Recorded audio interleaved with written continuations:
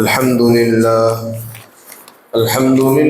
نحمده ونستعينه ونستغفره ونؤمن به ونتوكل عليه ونعوذ بالله من شرور أنفسنا ومن سيئات أعمالنا من يهده الله فلا مضل له ومن يضلله فلا هادي له ونشهد أن لا إله إلا الله وحده لا شريك له ونشهد أن سيدنا وسندنا ونبينا ومولانا محمدا عبده ورسوله أما بعد فقد قال الله تبارك وتعالى في القرآن المجيد والفرقان الحميد أعوذ بالله من الشيطان الرجيم بسم الله الرحمن الرحيم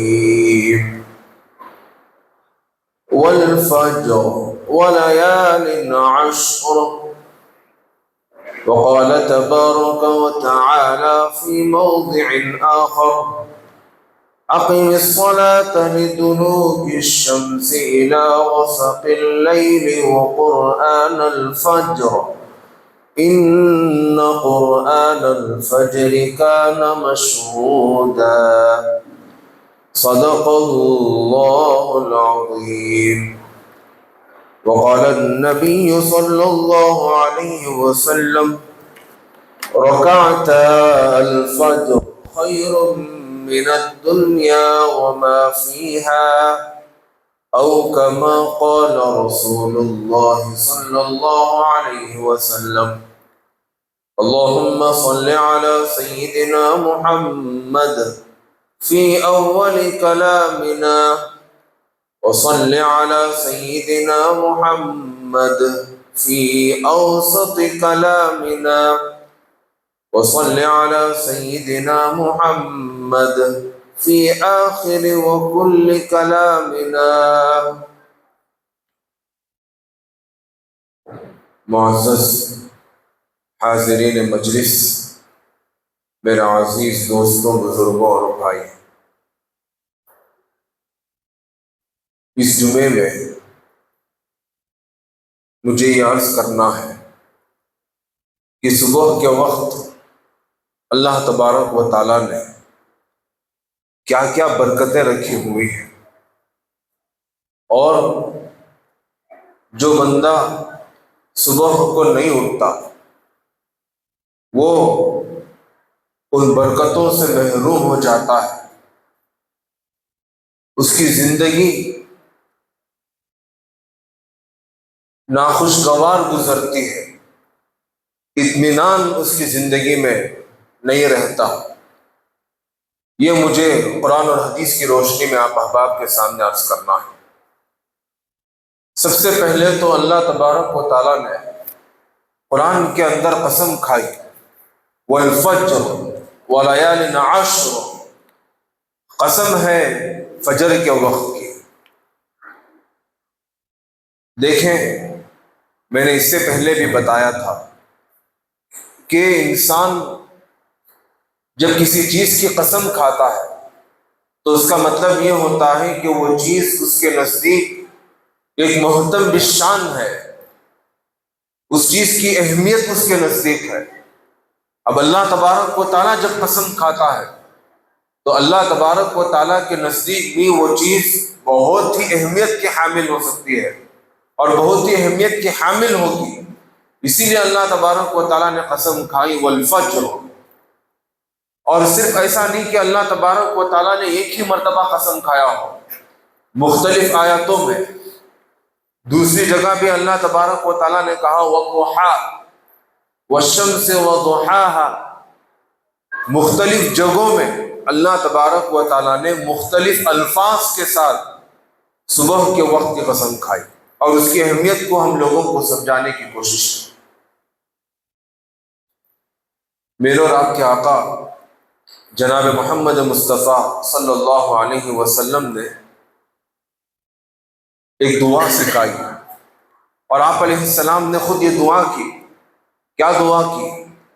اللہم بارک لامتی فی بکورہا، اے اللہ میری امت کے لیے صبح کے وقت میں، فجر کے وقت میں تو برکتوں کو رکھ دے۔ اللہ کے نبی علیہ السلام نے اللہ تبارک و تعالیٰ سے یہ دعا کی ہے۔ ایک دعا اللہ کے نبی علیہ السلام نے ہم کو سکھلایا، یہ دعا سکھلائی کہ اللہم اجعل هذا اليوم فتحا ونصرہ وبرکتہ ونورہ وہدیٰ، کہ دیکھیں اللہ کے نبی علیہ السلام ہم کو یہ دعا سکھلا رہے ہیں کہ جب تم صبح کے وقت اٹھو تو اس وقت یہ دعا کرو۔ کیا دعا ہے؟ دعا کا مطلب کیا ہے؟ دعا کا مطلب یہ ہے کہ تم اللہ تبارک و تعالیٰ سے مانگو صبح کے وقت۔ کیا مانگو؟ فتح کو مانگو، اور کیا مانگو؟ اللہ کی مدد اور نصرت کو مانگو، نور کو مانگو، برکت کو مانگو اور ہدایت کو مانگو۔ یہ دعا آپ علیہ السلام نے خود بھی کی اور امتیوں کو بھی آپ علیہ السلام نے دعا سکھلائی۔ فتح کا مطلب کیا سمجھنا ہے کہ انسان صبح کو اٹھتا ہے، ملازمت کے لیے جاتا ہے، تجارت کے لیے جاتا ہے، یا اپنے کسی کام کے لیے جاتا ہے تو رکاوٹیں پیدا ہوتی ہیں۔ اب اگر بندہ صبح کو اٹھ کر وہ اللہ سے مانگے، اے اللہ مجھے فتح عطا فرما، رکاوٹوں کو ختم فرما، تو اللہ تبارک و تعالیٰ اس کی رکاوٹوں کو ختم کر دیتے ہیں اور آسانیاں پیدا کر دیتے ہیں۔ اب مجھے صبح کو اٹھ کر کام کو جانا ہے، بیماری لاحق ہو گئی، بیماری ایک رکاوٹ ہے، اب اس رکاوٹ کی وجہ سے آدمی کام کو نہیں جا سکتا۔ اب بندہ صبح کو اٹھ کر دعا کر رہا ہے تو اللہ تبارک و تعالیٰ اس بیماری سے اس کو نجات عطا فرما دیتے ہیں۔ یہ مطلب ہے فتح کا۔ دین کے اعتبار سے فتح کا مطلب یہ ہے کہ آدمی صبح کے وقت نماز کے لیے اٹھنا چاہتا ہے لیکن شیطان اسے اٹھنے نہیں دیتا، سستی اور کاہلی اس کے اوپر غالب آ جاتی ہے۔ اب جب بندہ دعا کرتا ہے تو اللہ تبارک و تعالیٰ شیطان کے زور سے اس کی حفاظت فرما دیتے ہیں اور اللہ تبارک و تعالیٰ اس کے لیے آسانیاں مہیا کر دیتے ہیں اور وہ آسانی سے اٹھ کر نماز کو آ سکتا ہے۔ تو یہ دعا آپ علیہ السلام نے سکھلائی، فتح، اللہ اس دن کو آپ میرے لیے کھول دیجئے، فتح عطا فرمائیے، تمام رکاوٹوں کو آپ روک دیجئے۔ پھر اس کے بعد وہ نصرہ، اور اے اللہ آپ میری مدد فرمائیے، میری نصرت فرمائیے۔ اس کا مطلب یہ ہے کہ آدمی اسباب تو اختیار کر سکتا ہے۔ مثال کے طور پر میں بیمار ہوں، میں نے گولی کھائی، میں نے اسباب اختیار کی، اب صحت کا ملنا یہ میرے اختیار میں نہیں ہے، صحت اللہ تبارک و تعالیٰ عطا کرتا ہے، لیکن میں اسباب اختیار کر سکتا ہوں۔ مجھے ملازمت کرنا ہے، میں گیا انٹرویو دیا، یہ میرے بس میں تھا، لیکن وہ ملازمت کا قبول ہو جانا، انٹرویو کا قبول ہو جانا اور پھر مجھے بطور ملازم کے وہاں پر رکھ لینا، یہ میرے اختیار میں نہیں ہے۔ اللہ تبارک و تعالیٰ کی نصرت ہوگی تو میں وہاں پر ملازم اپوائنٹ ہو جاؤں گا۔ میں تجارت کے لیے جاتا ہوں، میں نے دکان کھولی، سامان وغیرہ لا کر میں نے دکان میں ڈال دیا، یہ میرے اختیار میں ہے۔ کسٹمر کا آنا اور پھر جو ریٹ میں اس کو بتاتا ہوں اس ریٹ کو وہ کسٹمر مان کر چیز کو خریدنا، یہ میرے اختیار میں نہیں ہے، یہ اللہ تبارک و تعالیٰ کے اختیار میں ہے۔ اللہ تبارک و تعالیٰ کی نصرت ہوگی، کسٹمر دکان کو آئے گا، میرے بتائے ہوئے ریٹ کو وہ قبول کرے گا، پھر وہ چیز کو خرید کر لے کر جائے گا۔ یہ اس وقت ہوگا جب اللہ تبارک و تعالیٰ کی نصرت ہمارے ساتھ شامل حال ہوگی۔ اگر اللہ کی نصرت نہیں ہوگی تو یہ چیزیں نہیں ہو سکتی۔ تو اس لیے آپ علیہ السلام نے سکھلایا وہ نصرہ، صبح کو تم اللہ کی مدد بھی مانگ لو، اللہ کی مدد مانگو گے تو تمہارے کاموں میں آسانیاں پیدا ہو جائیں گے۔ تیسری چیز وہ نور، آپ علیہ السلام نے سکھلایا نور کو مانگو۔ اب ظاہر سی بات ہے صبح کے وقت نور ہی ہوگا، سورج طلوع ہو چکا ہوگا، ہر طرف روشنی ہی روشنی ہوگی، نور پھیلا ہوگا۔ اب پھر میں دوبارہ نور کو مانگ رہا ہوں، کون سے نور کو مانگنا ہے؟ تو آپ علیہ السلام نے بتلایا نور سے مراد یہ ہے دل کے نور کو مانگو، دل کے نور کو مانگو۔ ظاہری اعتبار سے نور پھیل گیا، روشنی ہے، تم ظاہری اعتبار سے روشنی ہونے کی وجہ سے تم کام کر پا رہے ہو، ایک دوسرے کو تم دیکھ پا رہے ہو، لیکن اگر دل کا نور نہیں ہوگا تو پھر دنیا اور آخرت برباد ہو جائے گی۔ اس لیے آپ علیہ السلام نے سکھلایا دل کے نور کو مانگو، یعنی جن کاموں کو کرنے کا حکم اللہ تبارک و تعالیٰ نے دیا اس کام کے کرنے کی توفیق ہونا، جن کاموں سے رکنے کا حکم اللہ نے اور آپ علیہ السلام نے دیا اس کام سے رک جانے کی توفیق ہو جانا، یہ دل کا نور ہے۔ تم اس کا بھی اللہ تبارک و تعالیٰ سے مطالبہ کرو۔ چوتھی چیز، برکت کو مانگو۔ برکت، ہم لوگ کوئی بندہ گاڑی خرید کر لایا تو ہم کہتے ہیں اللہ تجھے تیری گاڑی میں برکت دے۔ کسی کا نکاح ہوا ہم کہتے ہیں اللہ تجھے تیری شادی میں برکت دے۔ کسی نے مکان خریدا ہم اسے دعا دیتے ہیں کہ اللہ تجھے اس مکان میں برکت دے۔ کوئی دکان خریدا ہم دعا دے دیتے ہیں کہ اللہ تجھے تیرے اس دکان میں برکت دے۔ اب یہ برکت کا کیا مطلب ہے؟ برکت کا مطلب یہ ہے، مثال کے طور پر میں نے ایک بیڈ روم بنایا، اس بیڈ روم کے اندر میں نے پلنگ بھی بنوایا اور پھر اسپرنگ کی نہالی بھی میں نے لا کر وہاں پر ڈال دی تاکہ مجھے پوری راحت مل جائے، سکون مجھے حاصل ہو جائے۔ راحت کی تمام اشیاء میں نے اپنے پلنگ کے اندر سجا لی تاکہ میں رات کے وقت سکون اور چین کے ساتھ سو سکوں۔ اب جب میں رات کو اپنے بیڈ روم میں آیا سونے کے لیے، اب مجھے نیند ہی نہیں آ رہی، پریشان ہوں، سونے کی کوشش کر رہا ہوں، کبھی اس کروٹ میں کبھی اس کروٹ میں بدل بدل کر سونے کی کوشش کر رہا ہوں، لیکن پھر بھی مجھے نیند نہیں آ رہی۔ اس کا مطلب یہ ہے کہ یہاں سے برکت ختم ہو گئی۔ برکت کا مطلب یہ ہے کہ آدمی جھونپڑی میں بھی رہے، معمولی گھر میں بھی رہے، پلنگ بھی نہیں ہے، نہالی بھی نہیں ہے، زمین پر لیٹا ہوا ہے، لیکن وہ سکون اور چین کے ساتھ سویا ہوا ہے، تو مطلب یہ ہے کہ اللہ تبارک و تعالیٰ نے اسے اس کے بیڈ روم میں برکت دے دیا ہے۔ اس کے مقابل میں ایک آدمی سارے راحت کا انتظام کیا لیکن اسے سکون کی نیند نہیں آئی، تو مطلب یہ ہے کہ برکت ختم ہو گئی۔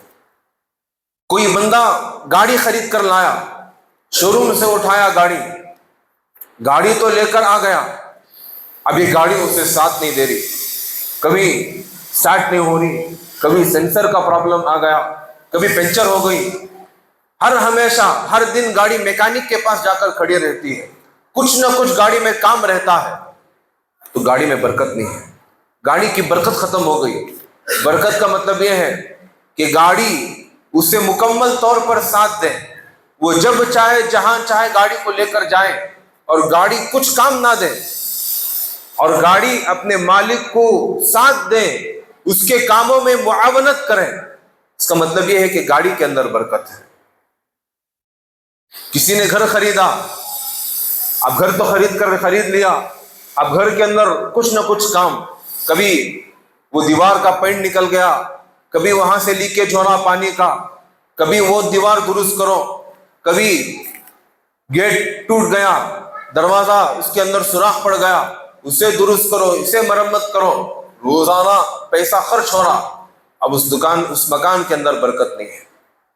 برکت کا مطلب یہ ہے کہ عافیت کے ساتھ، سکون کے ساتھ، چین کے ساتھ آدمی اپنی زندگی یا پھر جو اشیاء آدمی خریدا وہ اشیاء اسے سکون مہیا کرے، سکون فراہم کرے، اس کا مطلب یہ ہے کہ اس چیز کے اندر برکت ہوتی ہے۔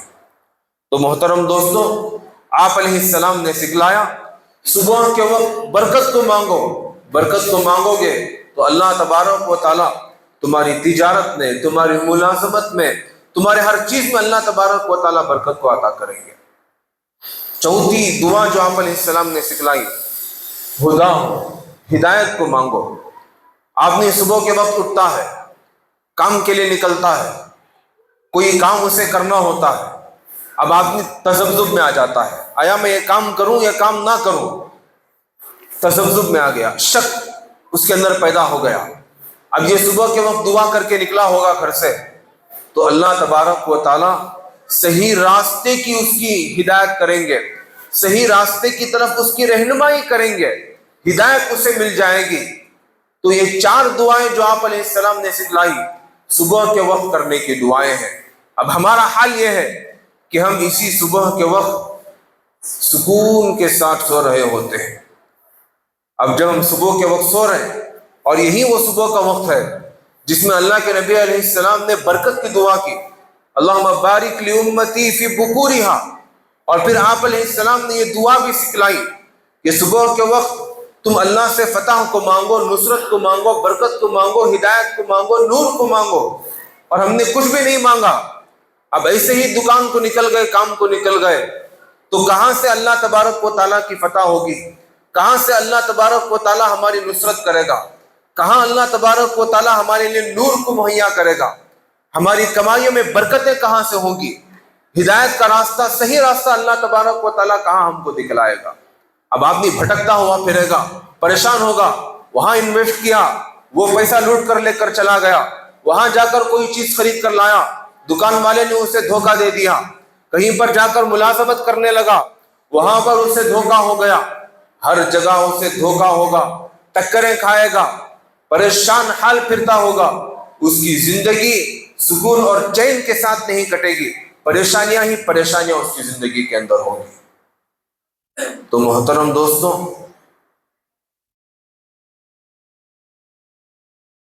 برکت بہت ضروری چیز ہے، تو اس لیے آپ علیہ السلام نے سکھلایا صبح کو اٹھو تو برکت کی دعا کرو۔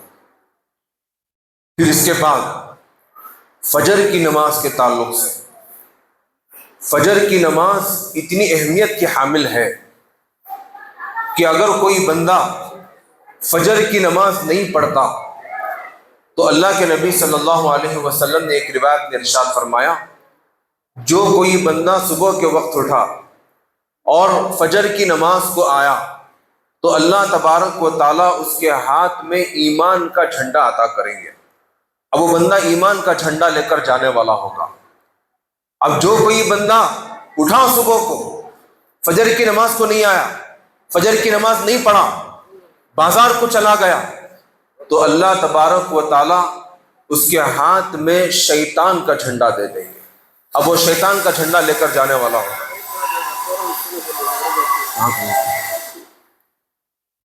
محترم حضرات، جو کوئی پیچھے کے حصے میں اپنی گاڑی کھڑے کیے ہوں، ان سے گزارش ہے کہ وہ فوراً جائیں اور اپنی گاڑی کو وہاں سے اٹھائیں۔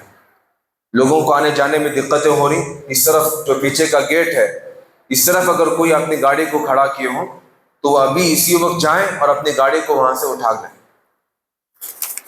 تو الغرض میں یہ کہہ رہا تھا، فجر کی نماز، جو کوئی بندہ فجر کی نماز نہیں پڑھتا، سیدھے بازار کو جاتا ہے، تو اللہ تبارک و تعالیٰ اس کے ہاتھ میں شیطان کا جھنڈا دے دیتے ہیں۔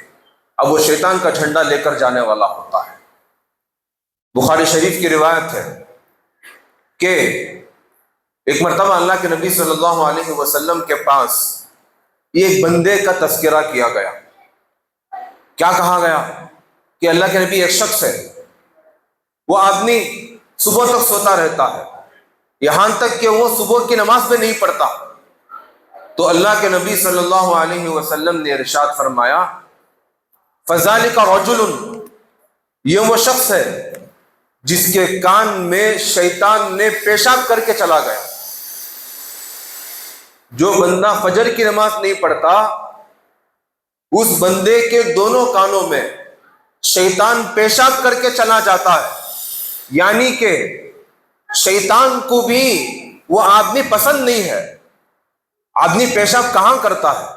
آدمی پیشاب گندی جگہ میں، ردی جگہ میں، ناپاک جگہ میں، جہاں پر کچرا پڑا ہوا ہوتا ہے کہ انسان بھی اس جگہ کو پسند نہیں کرتا، ایسی جگہ میں جا کر آدمی پیشاب کر کے آتا ہے۔ اب جو کوئی بندہ فجر کی نماز چھوڑ کر سوتا ہے تو شیطان کے نزدیک بھی وہ آدمی ناپسندیدہ ہے کہ شیطان بھی اس آدمی کے کان میں آ کر پیشاب کر کے چلا جاتا ہے۔ تو محترم دوستوں، یہ کوئی معمولی روایت نہیں ہے کہ ضعیف روایت ہے، ایسے ہی بتا دی گئی ہو۔ یہ وہ روایت ہے، بخاری شریف کے اندر، مسلم شریف کے اندر، دونوں احادیث میں، دونوں کتابوں کے اندر اس روایت کو نقل کیا گیا، صحیح اور متواتر روایت ہے۔ محترم دوستوں، اس لیے فجر کی نماز پڑھنا بہت ضروری ہے۔ فجر کی نماز پڑھے گا تو اللہ تبارک و تعالیٰ اس کے لیے ہر طرح کے خیر سے اسے مالا مال کریں گے۔ آگے اور بھی فضائل ہیں۔ ایک مرتبہ اللہ کے نبی علیہ السلام نے ارشاد فرمایا، صحابہ اکرام اکٹھے جمع ہوئے تھے، 14ویں رات کے چاند کو دیکھ رہے تھے۔ اللہ کے نبی صلی اللہ علیہ وسلم نے صحابہ سے پوچھا، کیا یہ چاند دیکھنے میں تمہیں کوئی دقت ہو رہی ہے؟ تو صحابہ اکرام نے کہا، یہ چاند دیکھنے میں ہم کو کوئی دقت نہیں ہے، ہم سارے کے سارے آسانی کے ساتھ اس چاند کو دیکھ سکتے ہیں۔ تو اللہ کے نبی صلی اللہ علیہ وسلم نے ارشاد فرمایا، کل قیامت کے دن بھی تم لوگ آسانی کے ساتھ اللہ تبارک و تعالیٰ کا دیدار کر سکتے ہو، جس طرح تم چاند کو آج دیکھ رہے ہو آسانی کے ساتھ بغیر کسی مزاحمت کے، قیامت کے دن بھی تم اللہ تبارک و تعالیٰ کا دیدار ایسے ہی کر سکتے ہو، لیکن اس کے لیے ایک شرط ہے۔ صحابہ نے پوچھا، وہ کیا شرط ہے؟ تو آپ علیہ السلام نے جواب دیا، جو کوئی بندہ فجر کی نماز اور عصر کی نماز پڑھنے میں سستی نہیں کرے گا، فجر اور عصر کی نماز پڑھے گا، تو وہ اسی طرح آسانی کے ساتھ روز قیامت اللہ تبارک و تعالیٰ کا دیدار کر سکے گا۔ ایک دوسری خوشخبری آپ علیہ السلام نے دی کہ جو کوئی شخص بشر المشائین فی الظلم الی المساجد بالنور التام یوم القیامہ، قیامت کے دن اندھیرا ہی اندھیرا ہوگا، روشنی نہیں ہوگی، ہر آدمی پریشان حال ہوگا۔ آپ علیہ السلام نے کہا، خوشخبری سناؤ اس آدمی کو جو رات کی تاریکی میں اٹھ کر نماز پڑھنے کے لیے مسجد کی طرف جاتا ہے، اس کے لیے خوشخبری سناؤ۔ کس بات کی خوشخبری؟ نور تام کی، کامل نور کی خوشخبری سناؤ۔ روز قیامت ہر آدمی تاریکی میں ہوگا، پریشان حال ہوگا کہ کہاں جائیں، کیا ہوگا میرے ساتھ، نفسا نفسی کا عالم ہوگا۔ ایسے دن میں اللہ تبارک و تعالیٰ اسے کامل نور عطا فرمائیں گے اور وہ آسانی کے ساتھ چلتا ہوا جنت کی طرف چلا جائے گا۔ ایک تیسری خوشخبری آپ علیہ السلام نے سنائی کہ الصلاۃ خیر من النوم، کہ نماز نیند سے بہتر ہے۔ ایک مرتبہ حضرت بلال رضی اللہ عنہ اللہ کے نبی صلی اللہ علیہ وسلم کے حجرے میں تشریف لائے، دیکھا کہ اللہ کے نبی علیہ السلام آرام فرما رہے ہیں، صبح کا وقت ہے، ابھی جو ہے فجر کی نماز کو جانا ہے۔ آپ علیہ السلام فجر کی 2 رکعت سنت پڑھ کر لیٹے ہوئے تھے۔ حضرت بلال حبشی رضی اللہ عنہ آئے، دیکھا کہ آپ علیہ السلام آرام کر رہے ہیں، تو حضرت بلال نے کہا، الصلاۃ خیر من النوم، کہ نماز سونے سے بہتر ہے۔ تو حضرت بلال حبشی رضی اللہ عنہ کے ایک کلمے سن کر آپ علیہ السلام نے کہا، واہ کیا بہترین بات تم نے کہی، اپنے فجر کی اذان میں ان کلموں کو تم بڑھا لو۔ یہ کہہ کر آپ علیہ السلام اٹھے اور مسجد کی طرف تشریف لائے۔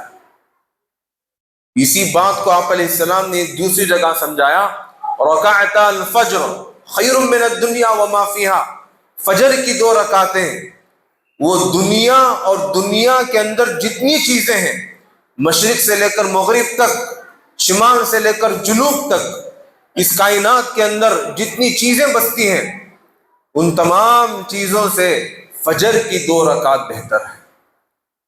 محترم دوستوں، کتنی بڑی بات ہے آپ علیہ السلام نے ہم لوگوں کو بتلایا، اور ہم آسانی کے ساتھ فجر کی نماز چھوڑ کر سو رہے ہوتے ہیں، اور فجر کی نماز میں ہی لوگ بہت کم مسجد کو آتے ہیں، یہ ایک صف بھی مکمل نہیں ہوتی۔ فجر کی نماز کا یہ ہمارا حال ہے۔ ایک دوسری روایت میں آپ علیہ السلام نے ارشاد فرمایا، جو کوئی بندہ فجر کی نماز کو آئے، جماعت کے ساتھ فجر کی نماز پڑھے، اسی جگہ بیٹھا رہے، اور جب اشراق کا وقت ہو جائے تو اشراق کی 2 رکعت نماز پڑھ لے، تو اللہ تبارک و تعالیٰ اسے یہ کامل حج اور یہ کامل عمرہ کرنے کا ثواب اللہ تبارک و تعالیٰ اسے عطا فرمائیں گے۔ آج حج کو جانا کتنا مشکل ہو گیا، کتنی دقت کی بات ہو گئی۔ عمرہ آدمی جانا چاہتا ہے، لیکن عمرہ اتنا مہنگا ہو گیا کہ آدمی پریشان ہو جاتا ہے عمرے کو جانے کے لیے، حج کو جانے کے لیے۔ وہاں پر بکنگ چالو ہے، لیکن حج کے لیے فارم فل کرنے والے لوگ موجود نہیں ہیں، سیٹیں خالی بچ رہی ہیں۔ کیوں؟ حج کو جانا مشکل ہو گیا، آدمی پیسوں کا انتظام نہیں کر پا رہا۔ اب اگر کوئی بندہ جذبے سے جانا بھی چاہتا ہے تو وہ قرض کر کے جاتا ہے۔ اب یہاں آپ علیہ السلام بتا رہے ہیں کہ جو کوئی بندہ فجر کی 2 رکعت پڑھ لے گا تو اللہ تبارک و تعالیٰ یہ کامل حج اور ایک کامل عمرہ کرنے کا ثواب اسے عطا فرمائیں گے۔ محترم دوستوں، ایک دوسری روایت میں آپ علیہ السلام نے ارشاد فرمایا، جو کوئی بندہ فجر کی نماز پڑھ لیتا ہے تو وہ اللہ تبارک و تعالیٰ کے ذمے میں آ جاتا ہے۔ فجر کی نماز پڑھ لیا، اللہ کے ذمے میں آ گیا۔ اب اللہ کے ذمے میں آنے کا مطلب یہ ہے کہ اللہ تبارک و تعالیٰ حادثات سے اس کی حفاظت کریں گے، شیاطین اور جنات سے اس کی حفاظت کریں گے، اللہ تبارک و تعالیٰ موذی جانوروں سے اس کی حفاظت کریں گے۔ یہ اللہ تبارک و تعالیٰ کے ذمے میں آنے کا مطلب ہے، اور گارنٹی اللہ تبارک و تعالیٰ اس کی حفاظت کریں گے۔ اب جو کوئی بندہ فجر کی نماز کو نہیں آتا تو وہ اللہ تبارک و تعالیٰ کے ذمے میں نہیں ہے، اس کے ساتھ کبھی بھی کچھ بھی ہو سکتا ہے۔ آج مسلمان ہر جگہ پریشان ہے، صبح کو گھر سے نکلتا ہے، شام کو جو وہ گھر کو لوٹتا ہے تو ٹینشن پریشانیاں اپنے دماغ پر سوار کر کے گھر کو آتا ہے۔ کبھی وہاں گیا، اس نے ڈانٹ دیا، کبھی وہاں گیا، کچھ حادثہ پیش آ گیا، کبھی وہاں سامان بیچنے کے لیے گیا، کچھ سامان ہی ختم ہو گیا، نقصان ہو گیا، دھوکہ کھا گیا، پریشان ہو کر آدمی گھر کو لوٹتا ہے۔ کیوں؟ وہ اللہ کے ذمے میں نہیں ہے۔ جب بندہ فجر کی نماز پڑھ لیتا ہے تو وہ اللہ تبارک و تعالیٰ کے ذمے میں آ جاتا ہے۔ اگر یہ اللہ تبارک و تعالیٰ ہم کو حفاظت نہیں کرتے، اللہ تبارک و تعالیٰ فرشتوں کے ذریعے سے بندوں کی حفاظت کرتے ہیں۔ 13ویں پارے میں اللہ تبارک و تعالیٰ نے فرمایا، لَهُ مُعَقِّبَاتٌ مِّن بَيْنِ يَدَيْهِ وَمِن خَلْفِهِ، کہ جب انسان پیدا ہو گیا، وہ انسان چاہے مسلمان ہو، وہ انسان چاہے غیر مسلم ہو، وہ انسان چاہے فرما بردار ہو، وہ انسان چاہے نافرمان ہو، تو اللہ تبارک و تعالیٰ اس کے دائیں سے، اس کے بائیں سے، اس کے آگے سے، اس کے پیچھے سے، اوپر سے، نیچے سے، ہر طرف سے فرشتوں کے ذریعے سے اس کی حفاظت کرتے ہیں۔ ورنہ یہ جنات اور یہ شیاطین ہم کو پریشان کر دیتے، ہماری زندگی اجیرن کر دیتے، یہ موذی جانور ہم کو نوچ نوچ کر کھا جاتے۔ آج ہم جو عافیت کے ساتھ یہاں پر بیٹھے ہوئے ہیں، آج ہم جو جانوروں کو اپنے قبضے میں کیے ہوئے ہیں، آج ہمارے اوپر شیاطین اور جنات کا جو تسلط نہیں چلتا، یہ سب کچھ انہی فرشتوں کی مہربانی ہے جو فرشتے ہماری حفاظت کے لیے متعین اور مقرر کیے گئے۔ مالک بن دینار رحمۃ اللہ علیہ ایک واقعہ اپنا بیان کرتے ہیں کہ ایک مرتبہ وہ سمندر کے کنارے تھے، ایک ندی کے کنارے تھے۔ وہاں وہ کیا دیکھتے ہیں کہ ایک بچھو آیا، اور وہاں پر ایک کچھوا بھی ہے۔ وہ بچھو آیا، کچھوے کے اوپر سوار ہو گیا۔ بچھو ہے اور کچھوا ٹارٹائس کے اوپر سوار ہو گیا۔ اب یہ کچھوا پانی میں اس بچھو کو لے کر گیا اور ندی کے اس پار چلا گیا۔ مالک بن دینار رحمۃ اللہ علیہ کو جستجو پیدا ہو گئی کہ آخر کیا ماجرا ہے کہ کچھوا ایک بچھو کو لے کر جا رہا، چلو فالو کر کے دیکھتے ہیں کہ کیا ماجرا کیا ہے اس کا۔ انہوں نے بھی کرائے پر کشتی لی، کشتی پر سوار ہو گئے، فالو کرتے ہوئے گئے تو کیا دیکھتے ہیں کہ کچھوا ندی کے کنارے جاتا ہے، رک جاتا ہے، بچھو کچھوے کے اوپر سے خشکی کے پاس آ جاتا ہے، خشکی میں اتر جاتا ہے اور وہ بچھو دوڑنے لگتا ہے۔ مالک بن دینار رحمۃ اللہ علیہ بھی وہ بچھو کو فالو کرتے ہوئے جاتے ہیں۔ کیا دیکھتے ہیں کہ وہ بچھو ایک درخت کے پاس جاتا ہے، درخت کے نیچے ایک انسان، ایک نوجوان شراب کے نشے میں دھت شراب پی کر وہ وہاں پر سویا ہوا ہے، اور وہاں پر ایک سانپ ہے، اور سانپ قریب ہے کہ اس نوجوان کو ڈسے، فوراً یہ بچھو جاتا ہے اور الٹا سانپ کو ڈس دیتا ہے، اور وہ سانپ وہیں پر تڑپ تڑپ کر مر جاتا ہے اور بچھو وہاں سے چلا جاتا ہے۔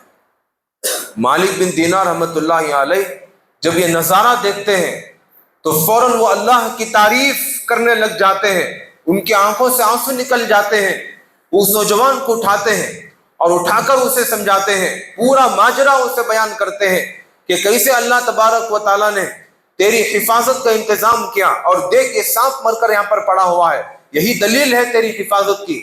تو وہ نوجوان بھی توبہ کرتا ہے اور اللہ تبارک و تعالیٰ کی عبادت میں مصروف ہو جاتا ہے۔ دیکھیں اللہ تبارک و تعالیٰ ایک انسان کی کیسے حفاظت کرتے ہیں۔ اب یہ بندہ شرابی ہے لیکن اللہ تبارک و تعالیٰ پھر بھی اس کی حفاظت کر رہے ہیں۔ محترم دوستوں، یہ ہوتی ہے حفاظت۔ اب جو بندہ فجر کی نماز پڑھتا ہے تو گارنٹی کے ساتھ وہ اللہ تبارک و تعالیٰ کی ذمے میں آ جاتا ہے۔ اب ہم فجر کی نماز چھوڑ کر سو رہے ہیں، رات میں دیر تک موبائل کا استعمال کرتے ہیں، رات میں دیر سے ہم گھر کو آتے ہیں کام کر کے، رات میں ہی بزنس چلتا ہے، رات میں ہی تجارت ہوتی ہے۔ اب رات دیر سے گھر کو آئے، اب جا کر نماز کی دعوت دیے کہ فجر کو آ جاؤ، تو آپ نے عذر پیش کرتا ہے، رات کو میں دیر سے آیا، 2 بجے ہو گئے، گھر کو آئے تک سوئے تک 3 گھنٹے ہو گئے، اس لیے میں فجر کو نہیں اٹھ سکا۔ قیامت کے دن اللہ تبارک و تعالیٰ یہ کوئی عذر قبول نہیں کرے گا۔ دیر سے آنا، دیر سے سونا وہ ہمارے اپنے ذمے ہے، اللہ تبارک و تعالیٰ کو یہ کوئی اعذار قابل قبول نہیں۔ اللہ صرف یہی پوچھے گا کہ تو نے فجر کی نماز پڑھی یا نہیں پڑھی۔ فجر کی نماز پڑھی تو چل جنت میں۔ بخاری اور مسلم کی روایت ہے، متفق علیہ روایت ہے، آپ علیہ السلام نے ارشاد فرمایا کہ جو بندہ فجر اور عصر کی نماز کی پابندی کیا، لن یلج النار، وہ بندہ ہرگز بھی جہنم کے اندر داخل نہیں ہوگا، ہرگز بھی جہنم کے اندر داخل نہیں ہوگا۔ عبداللہ ابن عمر رضی اللہ عنہ وہ روایت کرتے ہیں کہ جو کوئی بندہ فجر کی نماز نہیں پڑھتا تو ہم اس کے اوپر بدگمانی کرتے ہیں۔ کیا بدگمانی کرتے ہیں؟ کہ یہ بندہ یا منافق ہے یا مسلمان ہے۔ ایسی بدگمانی فجر کی نماز نہیں پڑھنے والے کے اوپر ہم لوگ کرتے تھے۔ ایک صحابی سلیمان رضی اللہ عنہ وہ فجر کی نماز کو نہیں آئے، حضرت عمر رضی اللہ عنہ ان کے گھر تشریف لے گئے معلوم کرنے کے لیے کہ آخر کیا وجہ تھی کہ فجر کی نماز کو نہیں آئے۔ اتنے بڑے آدمی سلیمان رضی اللہ عنہ صحابی کیوں نہیں آئے فجر کی نماز کو؟ شاید بیمار ہوں گے، عیادت کے لیے گئے، دیکھا تو ان کی والدہ گھر میں کام کر رہی تھی۔ پوچھا ان کی والدہ سے کہ سلیمان کیوں فجر کی نماز کو نہیں آئے؟ تو ان کے والدہ کہنے لگی سلیمان پوری رات جاگتے رہے، پوری رات وہ جاگتے رہے، قرآن کی تلاوت کرتے رہے، تہجد کی نماز میں وہ مشغول تھے۔ جب فجر کا وقت قریب ہوا تو ان کی آنکھ لگ گئی اور وہ سو گئے اور فجر کی نماز کو نہیں اٹھ پائے۔ حضرت عمر رضی اللہ عنہ کو غصہ آ گیا، ان کا چہرہ سرخ پڑ گیا۔ حضرت عمر رضی اللہ عنہ کہنے لگے میرے نزدیک یہ پوری رات جو اس نے عبادت کی، اس پوری عبادت کے مقابلے میں فجر کی نماز افضل ہے۔ فجر کی نماز اگر وہ پڑھ لیتا تو پوری رات جو اس نے عبادت کی اس کا ثواب اللہ تبارک و تعالیٰ اس کے نام اعمال میں لکھ دیتا۔ تو محترم دوستوں، لیکن ہم کیا کرتے ہیں؟ ہم موبائل میں رہتے ہیں، سوشل میڈیا میں رہتے ہیں۔ اب آدمی جب 12 تک جاگے گا، 1 تک جاگے گا تو فجر کو کہاں سے اٹھ سکے گا؟ یہ انسان کے لیے 6 سے 8 گھنٹے تک نیند ہونا، سونا اس کے لیے ضروری ہے۔ چھوٹا بچہ ہے 8 گھنٹے تک سوئے گا، اگر وہ کچھ تھوڑا بڑا ہے، نوجوان ہو رہا، 7 گھنٹے تک نیند کرنا اس کے لیے ضروری ہے سائیکالوجی کے حساب سے۔ اب آدمی بڑا ہے تو 6 گھنٹہ سونا اس کے لیے واجب اور ضروری ہے۔ اب آدمی 1 بجے سوئے گا، 2 بجے سوئے گا تو 6 گھنٹے اس کی نیند کہاں سے ہوگی؟ صرف 4 گھنٹے 3 گھنٹے سوئے گا۔ اب فجر میں ضرور بھی ضرور وہ نہیں اٹھے گا، وہ ایسے ہی سوتا رہے گا۔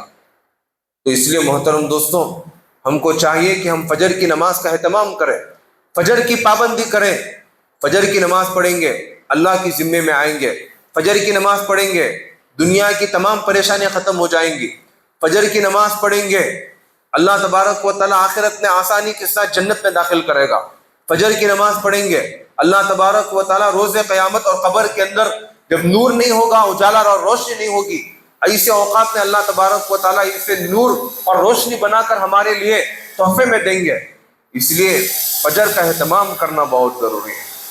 الغرض وقت ہو چکا ہے، میں انہی چند کلمات پر اپنی بات کو ختم کرتا ہوں اور اللہ سے دعا کرتا ہوں کہ اللہ تبارک و تعالیٰ ہم تمام کو فجر کا اہتمام کرنے کی توفیق عطا فرمائے، سستی اور غفلت سے اللہ تبارک و تعالیٰ ہماری حفاظت عطا فرمائے، شیطان اور نفس کے دباؤ سے اللہ تبارک و تعالیٰ ہماری حفاظت عطا فرمائے۔ آمین۔ وآخر دعوانا الحمد للہ رب العالمین۔ جو احباب سنت نہیں پڑھے